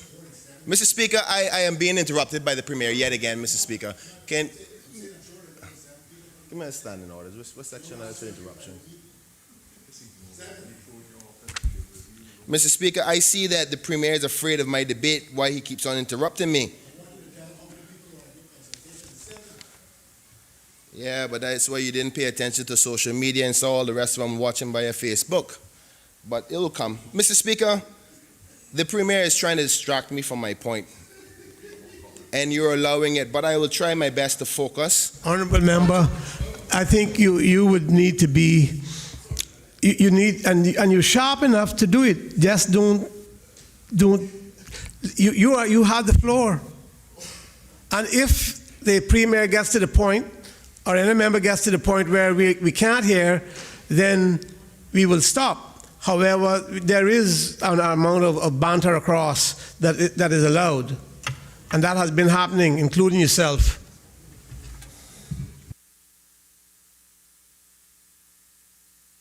Thank you, Mr. Speaker. Please continue, honorable member.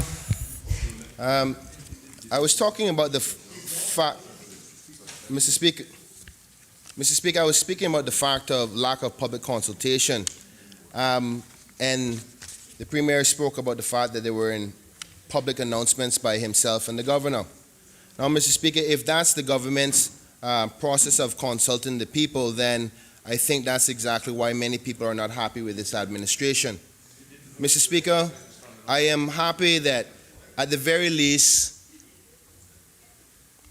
Mr. Speaker, the chief officer, after many, many calls to speak to the people, appeared on 2 public shows. You got to suspend the standing order. Under what happened? Mr. Speaker, on a matter of procedure, the standing order was not suspended. Unless I was sleeping.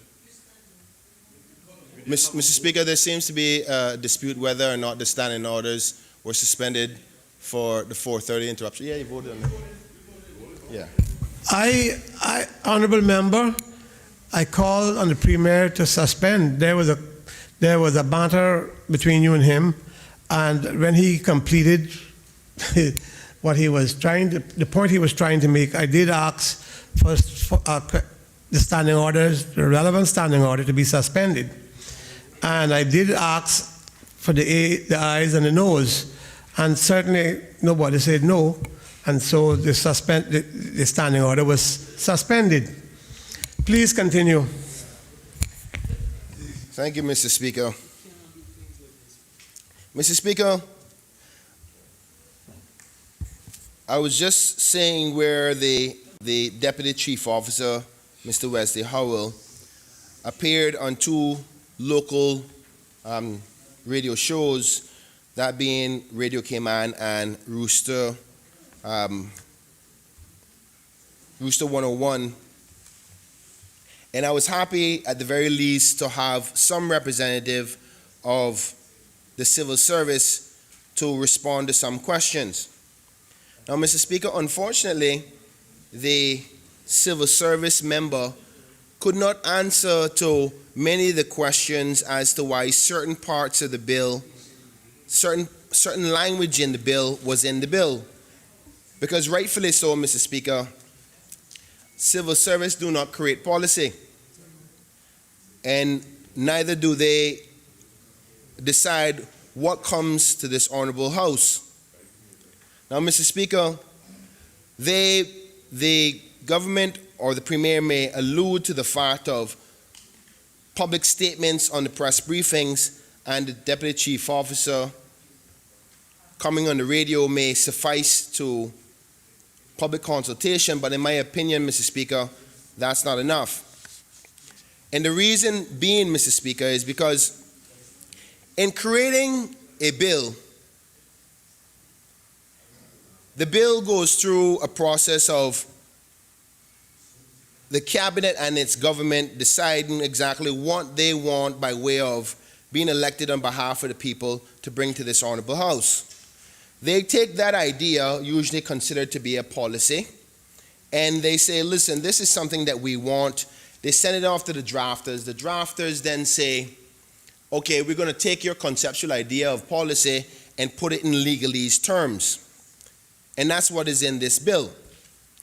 The legal wording of an intent of the idea of the government. Now, Mr. Speaker, I see that this bill is almost duplicate to that of the Bermuda Defense Act 1965 with some amendments here and there, but almost a carbon copy of it. Now, Mr. Speaker, the English language is a very funny thing, hence the reason why we hire drafters to draft the bill, so we can get exactly what the government's idea is that they want in law to bring to this honorable House. So when the government is agreeing to all of these amendments, the question is, was this not their attempt, or did they just carbon copy the Bermuda Act and bring it and send it down here, or did somebody else draft it for them and they didn't read it?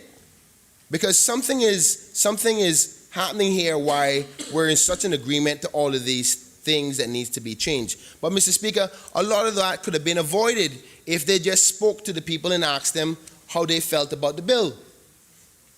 And the chief officer couldn't answer those questions on behalf of the government because that's the political arm. Now, Mr. Speaker, I know that in our laws, we don't, and I think the average person may not even realize this. I had to come to terms and learn it myself, which was, there's nothing in our laws that mandate the government to consult you, the good people. I tried to find in our Constitution or within our standing orders that mandate the government to consult the people when it came to introduction of bills. And Mr. Speaker, I couldn't find anything anywhere. Matter of fact, the only thing that we have in our Constitution in respect to bills fall under Section 71 and 77, which reads, under standing orders and committees, 71(2) says standing orders must provide for fair procedures, adequate notice of bills and motions, and sufficient opportunity for members of the Legislative Assembly, including opposition members, to speak and otherwise participate in the proceedings of the Assembly. Also, in the introduction of bills like what we have here today, under Section 77 of our Constitution, it says, 77(1) says, subject to this Constitution and standing orders, any member may introduce any bill or propose any motion for debate, or may present any petition to the Legislative Assembly, and the same shall be debated and disposed of according to the standing orders. Subsection 2 says, standing orders shall require that, except in a case of an emergency, every bill introduced by the government shall be published at least 21 days before the commencement of the meeting at which it should be scheduled to be introduced. Now, Mr. Speaker, that is the only luxury the people of the Cayman Islands have that the government is obligated to, which is publishing it for 21 days. So I said, okay, that's in the Constitution. What does the standing orders say?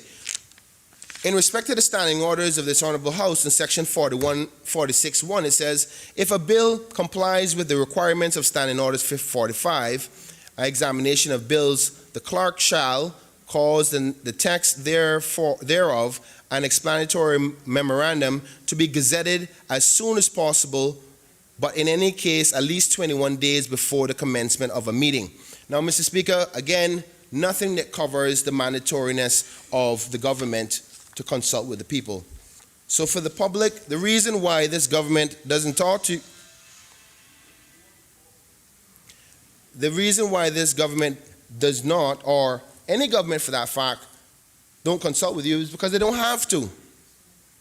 And it's something that we need to change in the Cayman Islands in respect to particularly sensitive topics. Now, I don't expect, because there's going to be a question, not only in this Honorable House, but for those who listen to these debates, as to, it's not everything they need to go to the people for, but in a situation where we're creating a defense bill,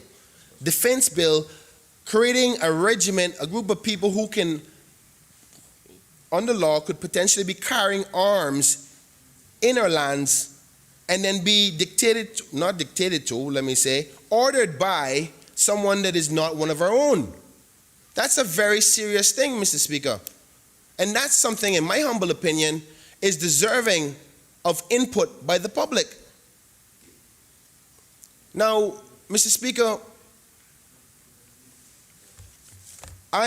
in my efforts to consider this bill, I had to go outside the jurisdiction. And thank God I did, because I found one little bit of positive information. I called my colleague in Bermuda, the Honorable Christopher Famous, to speak about the behavior of their governor over the decades since 1965 in respect to their regiment. And I called him in concern. I said, good friend, Famous, we have this controversial bill coming to the Honorable House called our Defense Bill, and it's basically the law that will govern our regiment. But people are concerned that the governor himself will have full control and being able to, and let me make sure I'm clear before I get up on a point of order again, send our Caymanian troops or Caymanian regiment members to other jurisdictions, being that of British overseas territories, or with his approval, the Premier's approval, be sent off to a foreign state. Now, I am concerned about that absolute power. He said, well, Kenneth, to be totally honest with you, he was a member that grew up in the recruitment of regiments before he got into politics. And he says, as long as he's ever known, the UK has never, ever used that absolute or nuclear option. And he actually reminded me that when they had the Iraq War, that the UK sent off military members from the UK and did not, even though they had the authority within the Defense Act in Bermuda, did not mandate any members from their regiment to go. So I felt good. I said, okay then, well, it looks like it's something that is that genuinely only for the purposes of providing humanitarian assistance and disaster relief. But Mr. Speaker, then I got a copy of their Defense Act, and I recognized that I can't even feel comfortable with that, because the truth is, in their Defense Act, the governor did not have the power to do so. So it's not because he didn't do it or they didn't want to do it, it's because they didn't have the authority to do so. And I would rather not waste much of my debate time, but only to refer to those who may want to know. If you look at the Bermuda Defense Act 1965 under 32, it talks about where the governor shall exercise in his functions under subsection, as read in subsection 35, consult the governor's council unless urgent need or demanding of a situation to render such prior consultation impractical, in which the governor shall consult with the governor's council as soon as possible thereafter. This is talking about sending people off to foreign states. So it says that they must consult unless for some reason urgent need or demand that is impractical, they have to consult. So there's a mandatory element that they have to get approval from their council, the governor's council, which is made up of Bermudans. Unlike in our law that we're bringing to this honorable house, the governor shall consult and shall seek, but agreement is not required in respect to embodiment of our regiment. And for the layman, embodiment meaning sending our people overseas. Now, Mr. Speaker, I want to put things in context, because one thing I recognize after speaking to some of the regiment members is this. Most of them who signed up, in my humble opinion, based on the feedback I've been getting, is they knew that it was a possibility when they signed up to the regiment.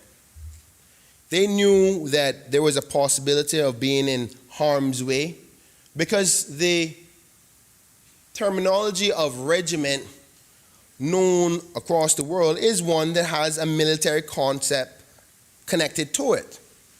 So it's not, even though they didn't have the law and the understanding of what they're contractually going to be obligated to beforehand, they could almost knew what it was.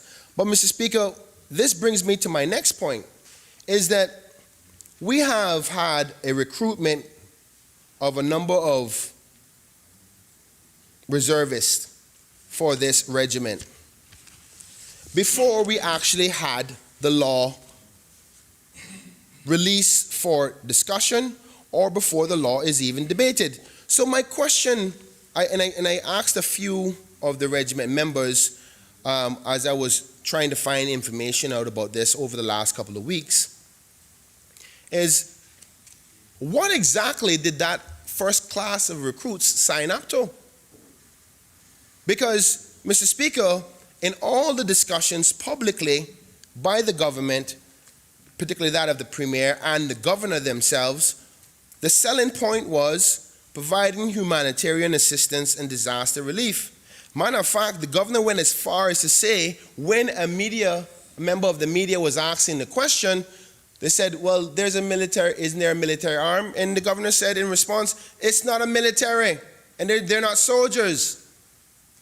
That was his response. And the words that the Governor uses when selling this to the public, when selling this to people to say, come and sign up to be a part of a regiment and go out and help in humanitarian assistance and disaster relief after hurricanes and the like, matters, because we didn't have a law for them to look at to say, listen, by the way, I know we be talking about the disaster relief, but we can also send you off to be in dangerous situations, if I dare say. So I asked the question of some of the recruits, and I asked them, did you sign any document explaining to you what exactly you would be obligated to?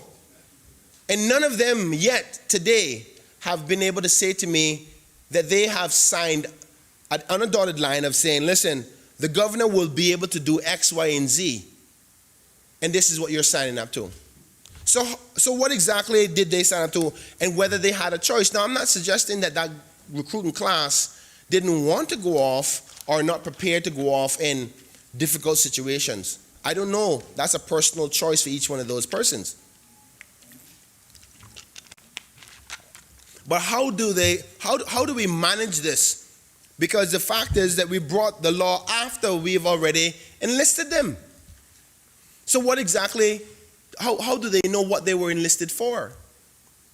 And it goes back to the whole concept of we doing things, and I don't know if I can use that word, but I'll say donkey backwards in this country. I wouldn't use the word, that one, in the event that some child is watching, but we do things donkey backwards because we enlist them, then we bring the law. And then, because we haven't gone to the part about whether or not it's legal, because I hear the Premier laughing at persons out there who goes, this is illegal. He might be right. He might be right. It's in total legality. But if it is legal to do that, to enlist them without having a law, why is it in Clause 63 it reads, and I'll explain afterwards. Clause 63, which the Premier forgot to even discuss, which is a very important point. Clause 63 contains transitional provisions. Clause 63 provides that a person who is appointed or purported to be appointed to any position in the regiment by the Governor prior to the date of the commencement of the legislation shall be deemed on that day to have been lawfully appointed by the Governor. So I want, in response, because they will respond in the debate, if the Governor was legally in his authority, which I'm not disputing, what's the purpose of that clause in this bill? Either he did it legally or he didn't do it legally. There's no need to put this clause in the bill. And I am a layman, just like my good people of Georgetown Central and across the island. So I'm no legal drafter. Tell me why, if it's lawful, and this is one of the questions the chief officer couldn't answer for the government that didn't go out and consult with the people. Why put that provision in there to make it lawful what they did if it's already legal?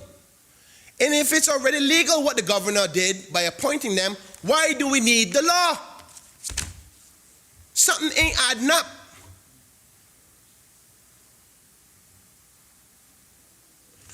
Mr. Speaker,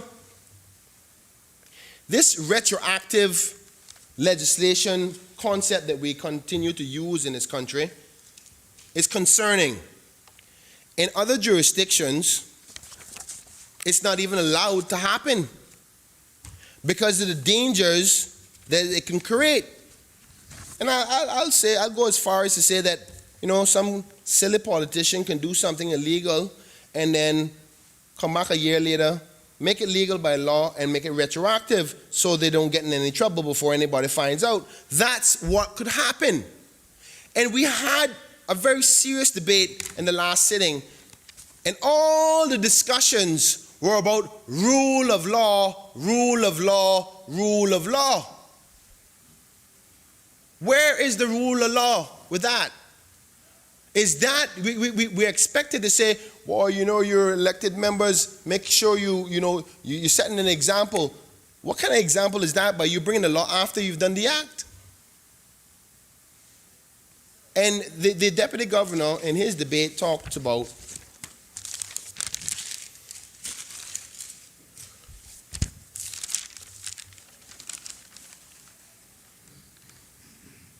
spoke about all the positive things that this regiment can offer, and I agree with all the positives. Nobody's disputing the positives, Mr. Speaker. Nobody's disputing the good things that the regiment can stand for against terrorism, against people in our borders, going out for that disaster relief, and all the positive things. Nobody's disputing that, Mr. Speaker.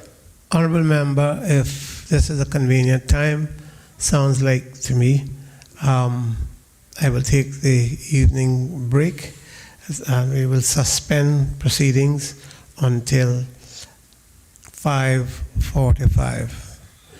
The House will suspend proceedings until 5:45.